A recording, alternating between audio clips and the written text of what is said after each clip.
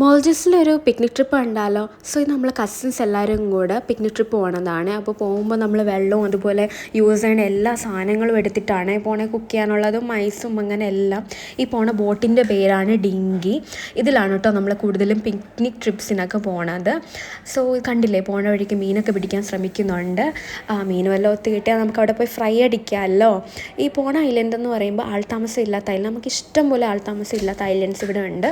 അതിലൊരു ഐലൻഡിലോട്ടാണ് പോണത്. ആ ഒരു കടലിൻ്റെ കളർ ഡിഫറൻസ് ഒക്കെ കണ്ടോ? നല്ല ഭംഗിയില്ലേ? നേരിട്ട് കാണുമ്പോൾ ഇതിലൊന്നും ഭംഗിയാണ് കേട്ടോ.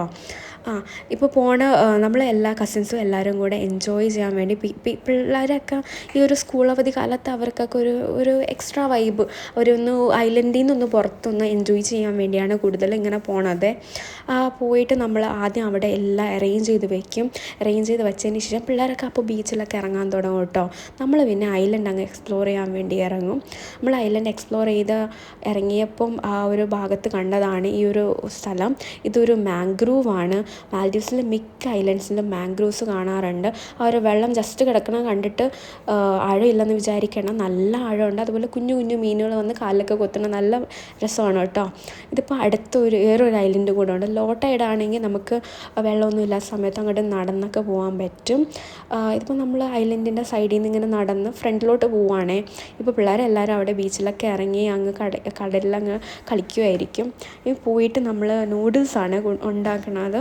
ഇവിടെ കൂടുതലും ഈ പിക്നിക് ട്രിപ്സിനൊക്കെ വരുമ്പോൾ ഈ നൂഡിൽസ് വിത്ത് ടിൻ ഫിഷ് അങ്ങനത്തെ പരിപാടിയാണ് കൂടുതലും ഉണ്ടാക്കണം. അത് എളുപ്പമാണ്, പെട്ടെന്ന് കുക്ക് ചെയ്യാനൊക്കെ പറ്റുന്നതുകൊണ്ടായിരിക്കും. എന്തായാലും അത് ചൂടോടെ എല്ലാവർക്കും ഇങ്ങനെ സെർവ് ചെയ്ത് എല്ലാവരും കൂടെ ഒത്തു നിന്ന് അങ്ങ് കഴിക്കും കേട്ടോ. പിള്ളേരൊക്കെ ആ സമയത്ത് കടലിൽ നിന്നൊക്കെ കയറി വന്നങ്ങ് ടയേർഡായിരിക്കുമ്പോഴാണ്. ഇതിപ്പം ഒരു നീരാളിയാണ്, ഇവിടെ നിന്ന് പിടിച്ചതാണ് നമ്മൾ.